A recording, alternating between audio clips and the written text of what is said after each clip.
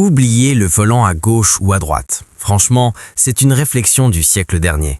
Avec la Citroën Hello, vous êtes assis exactement au centre. Oui, au centre de l'univers. Et ce n'est même pas une métaphore.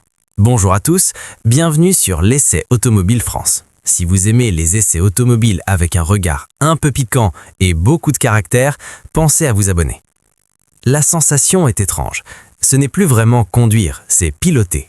Ou plus simplement, c'est comme être perché sur une terrasse parisienne, bien en hauteur, pendant que tout le monde vous observe et vous juge un peu. Et cette position centrale, elle change tout. Plus jamais de débat du type « tu es trop près du trottoir », parce que maintenant, le trottoir, c'est vous.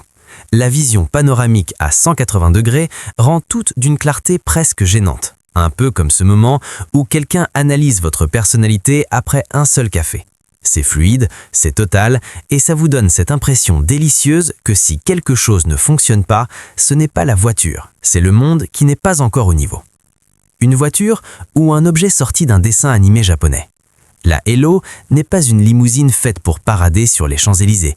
Elle mesure à peine 4,1 mètres, plus courte qu'une Volkswagen Golf, mais avec un espace intérieur plus optimiste que les promesses qu'on se fait à soi-même en janvier. Citroën appelle ça « Rest, Play, Work ». Se reposer, s'amuser, travailler. En théorie, bien sûr. Mais attendez, parlons de Décathlon. Vous connaissez le piège, vous entrez pour acheter une paire de chaussettes et vous ressortez avec une tente, 2 chaises pliantes et une soudaine envie de partir faire du camping sauvage. La Hello fonctionne exactement pareil. L'intérieur est un catalogue vivant.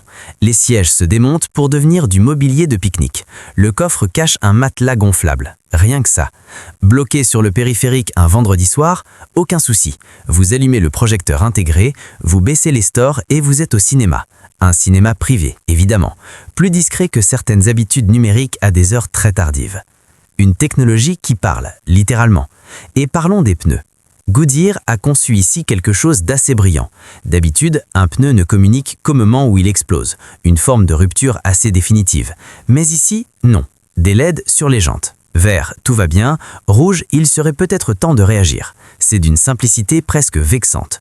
On a passé des décennies à compliquer quelque chose qui pouvait être aussi évident qu'un feu tricolore. Mais non, il fallait bien laisser de la place aux écrans, toujours plus nombreux, pour occuper vos yeux pendant que la voiture descend tranquillement une pente. Et revenons à ce fameux siège central, ce centre de l'univers. Ce n'est pas juste un effet de style, c'est une idée industrielle redoutable. Une seule configuration pour tous les marchés. Pas de version gauche, pas de version droite. Une logique implacable, presque aussi efficace que de résilier un abonnement juste avant la fin de l'essai gratuit. Finalement, la Citroën Hello, ce n'est pas qu'une voiture, c'est une démonstration. Une manière élégante de dire « on peut faire différemment et vous allez quand même applaudir ». Pragmatique ou une blague d'une finesse presque arrogante. Revenons à cette idée de maison mobile.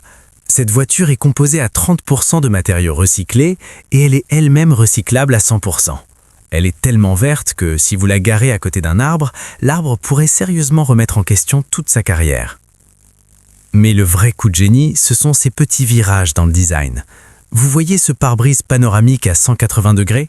C'est spectaculaire, jusqu'au moment où vous comprenez que tout le monde vous voit. Oui, vous, en plein centre, littéralement le centre de l'univers, en train de conduire et de vous curer le nez avec une concentration qui mérite presque une exposition au Louvre. Aucun refuge, une transparence plus violente que de laisser vos parents consulter votre historique Google, avec commentaires. Quand la réalité vous remet à votre place. Alors, la Hello est-elle parfaite ?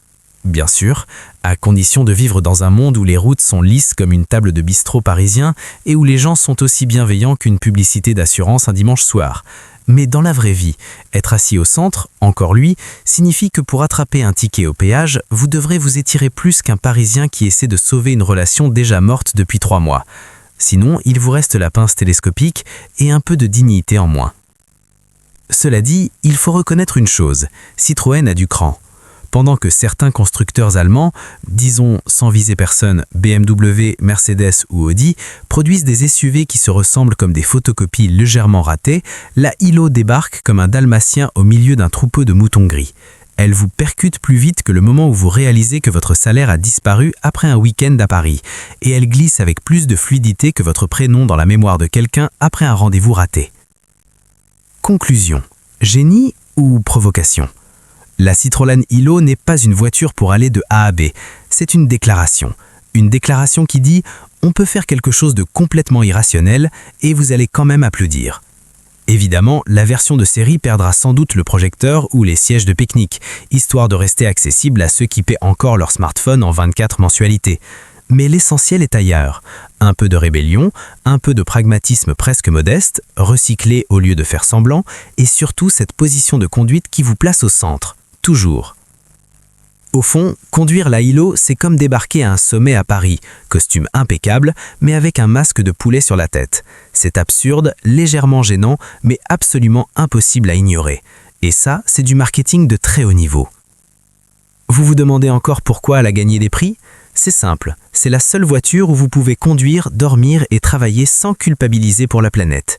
Elle est plus verte que le visage de votre patron quand vous annoncez votre démission le jour exact de la deadline.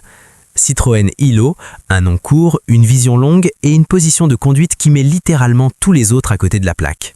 Note finale, 9 sur 10 pour la créativité et 1 sur 10 pour votre dignité au péage.